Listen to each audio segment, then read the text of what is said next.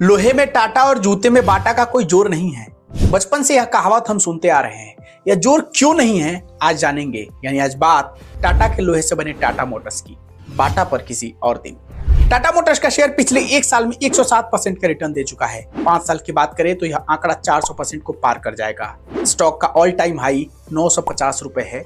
अभी की बात करें तो 915 रुपए पर ट्रेड कर रहा है, यानी ऑल टाइम हाई के बेहद नजदीक है। सवाल यह है कि आगे क्या यह शेयर पिछले एक साल की तरह आने वाले साल में भी रिटर्न देने की दम रख रहा है या नहीं। आज के क्विक स्टॉक एनालिसिस में हम इसी सवाल का जवाब जानेंगे। यानी हम कंपनी के फ्यूचर का अंदाजा उसके प्रेजेंट के रोड मैप को देखकर लगाने वाले हैं। किसी भी कंपनी के फ्यूचर का अंदाजा उसका सेक्टर सबसे पहले बताता है। टाटा मोटर्स की बात करें तो जैसा कि इसके नाम से ही स्पष्ट हो रहा है, कंपनी ऑटोमोबाइल सेक्टर से जुड़ी है, यानी गाड़ी बनाने का काम करती है। गाड़ी भी 4 सेगमेंट में बनाती है: कमर्शियल, पैसेंजर, इलेक्ट्रिक और लग्जरी। यानी सामान से लेकर आदमी ढोने का काम कंपनी कर रही है। खास बात जानते हैं क्या है कि कंपनी इलेक्ट्रिक सेक्टर में भी काम कर रही है, जो कि आने वाले समय का मेन फ्यूचर है। एक लाइन में कहें तो कंपनी अपना फ्यूचर का रोड मैप सेट कर चुकी है। अब कंपनी का यह सेटअप जमीन पर कितना कारगर है, चलिए इसकी भी जानकारी ले लेते हैं, क्योंकि यहीं से कंपनी के शेयर में तेजी आएगी या नहीं इसका अंदाजा लगता है। इसकी जानकारी के लिए हमें कंपनी का फंडामेंटल देखना होगा। फंडामेंटल की बात करें तो इसके जो मेन पॉइंट है वो 4 हैं। पहला, कंपनी का मार्केट कैप 3,34,820 करोड़ रुपए के करीब है, जो बताता है कि कंपनी फाइनेंस के पॉइंट ऑफ व्यू से काफी स्ट्रॉन्ग है।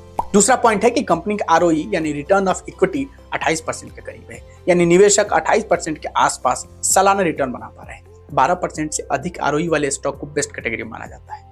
तीसरा पॉइंट है कि कंपनी का पी रेशियो इंडस्ट्री के पी रेशियो से कम है। इंडस्ट्री के स्क्रीन पर आप देख रहे होंगे कि 23.86 है और कंपनी का 15.67 है, जो बेस्ट है। कंपनी का पी रेशियो इंडस्ट्री से कम होने पर स्टॉक को बेस्ट कैटेगरी माना जाता है।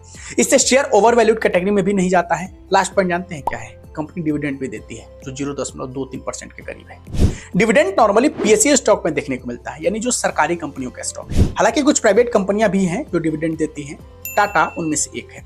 कुल मिलाकर देखें तो टाटा मोटर्स का स्टॉक फंडामेंटली तौर पर काफी स्ट्रॉन्ग है। चलिए अब एक नजर कंपनी के प्रॉफिट रिपोर्ट और बैलेंस शीट पर भी डाल लेते हैं, ताकि कंपनी की आर्थिक स्थिति का अंदाजा लगाया जा सके। स्क्रीन पर आपके सामने जो डेटा दिख रहा है उसमें आप कंपनी की सेल्स और एक्सपेंसेस पर नजर डालिए। हर क्वार्टर में आपको यह बढ़ता हुआ दिखेगा। कंपनी का सेल्स दिसंबर 2023 में 1,10,000 करोड़ तक पहुंच गया है। यही हाल कंपनी के नेट प्रॉफिट का भी है। लेकिन कंपनी के प्रॉफिट पर क्वार्टरली आप नजर डालेंगे तो मालूम चलेगा कंपनी दिसंबर 2022 के बाद से ही लगातार प्रॉफिट बना रही है। उसके पहले तो लॉस में चल रही थी। कंपनी के बैलेंस शीट पर जब आप नजर डालेंगे तो आपको यह जानकारी सामने आएगी कि कंपनी के ऊपर कर्ज लगातार हर क्वार्टर में कम हो रहा है, जो कि एक बेस्ट पॉइंट है, जो 1,46,000 करोड़ से कम होकर 1,27,000 करोड़ तक आ गया है। यह कंपनी के ग्रोथ के लिए अच्छी बात है। वो अलग बात है कि कंपनी के पास कैश फ्लो की ही कमी है। मार्च 2022 में कंपनी के पास 6,000 करोड़ के करीब कैश फ्लो था, लेकिन मार्च 2023 में यह निगेटिव में चला गया। बट ये निगेटिव पॉइंट कंपनी के 2 पॉजिटिव पॉइंट के सामने काफी कमजोर पड़ रहे हैं। पहला, कंपनी का नेट प्रॉफिट में लगातार ग्रोथ, और दूसरा, कंपनी के कर्ज में तेजी से आती कमी। ऊपर से कंपनी ईवी सेक्टर की बॉस है। एक लाइन में कहें तो कंपनी अपनी गाड़ियों में ही दमदार इंजन नहीं लगाने जा रही है, बल्कि शेयर में भी प्रॉफिट का इंजन सेट करने का दम रखती है। कुल मिलाकर आप इसमें निवेश करने के बारे में सोच सकते हैं। ध्यान रहे, बिना फाइनेंस एक्सपर्ट से सलाह लिए निवेश करने से बचें। और आपको हमारा क्विक स्टॉक एनालिसिस कैसा लगा है, फीडबैक में जरूर बताइए।